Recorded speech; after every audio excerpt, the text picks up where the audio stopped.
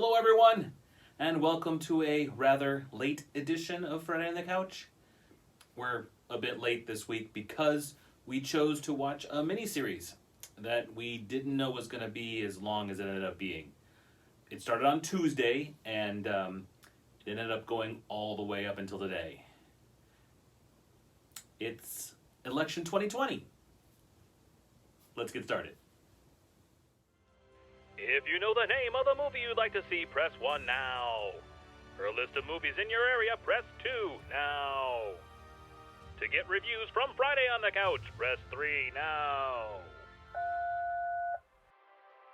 In a world with unlimited choices, but limited time, 3 friends have come thumbs in hand to show the way. Have a seat, kick off your shoes, and join them for Friday on the Couch. Rather than successes, some assembly required, do not tread the stone.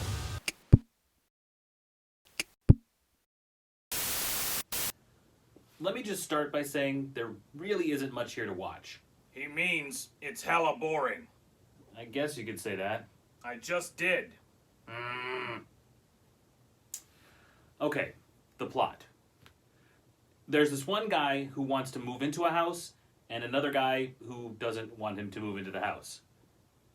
The whole movie is whether or not the landlords will allow the new guy named Joe to move into the house and will cancel the lease on Donnie, the guy who lives there now. The landlords are partners in a consortium and live all over the country. Most of them decide very quickly. Some say they want to rent to Joe, and some say they want to allow Donnie to stay. It is surprising how many want Donnie to stay, since, there's this whole subplot on how Donnie has been abusing the house and neglecting to tend the garden. He even called the house a real dump when he first moved in. But anyway, there are these 4 partners in 4 states who are having a really hard time deciding which of the 2 they want to extend a lease to.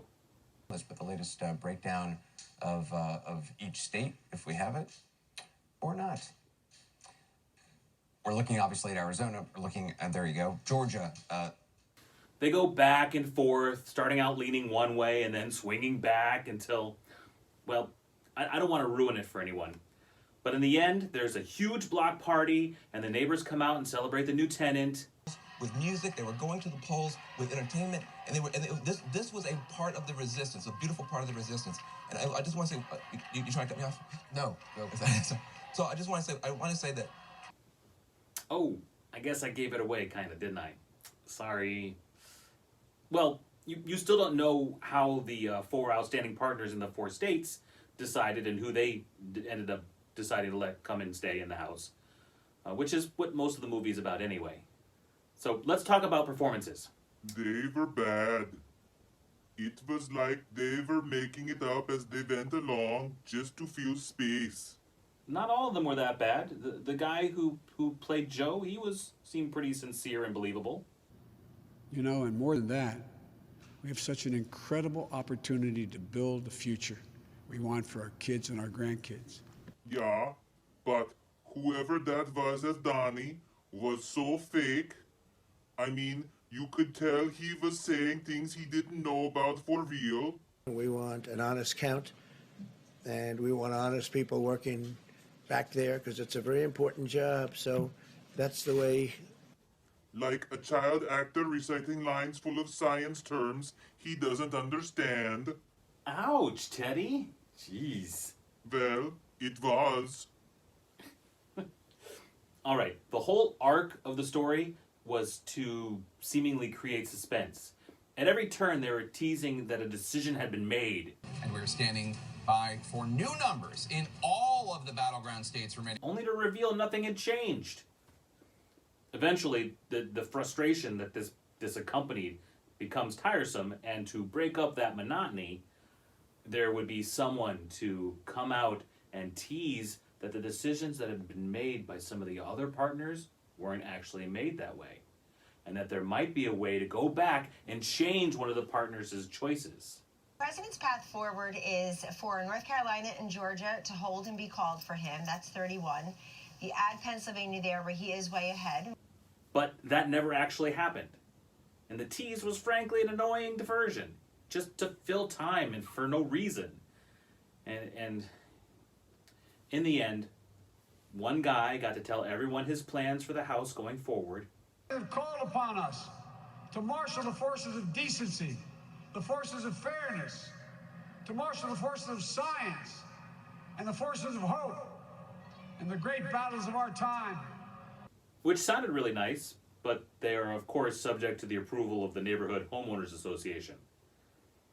And then, of course, like so many limited series nowadays, it had to end on a cliffhanger. So we have to wait until next season to find out what will end up happening. I'll rate this first. Election 2020. Despite a feel-good ending, I do not recommend. No thumbs. Read the book instead. It is much better and probably would take you less time. Teddy? No thumbs for me either. Doc? I thought I'd give it 1 thumb because of all the middle fingers during the block party scene. About unifying the country, saying it's not a time for anger, but he also will give voice. But that seemed crass. And it isn't really worth watching all 96 hours of the program just for that.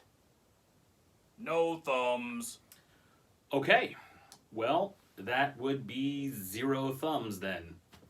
Which means avoid this like crazy. Tell your friends to avoid this.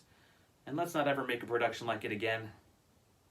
Thank you all for joining us tonight on Friday on the Couch on Saturday. Please like, share, subscribe, follow, comment, hit the bell if you'd like to get notifications for new content. We will see you next week on the couch. In the meantime, have a great today, tonight, and tomorrow. Bye!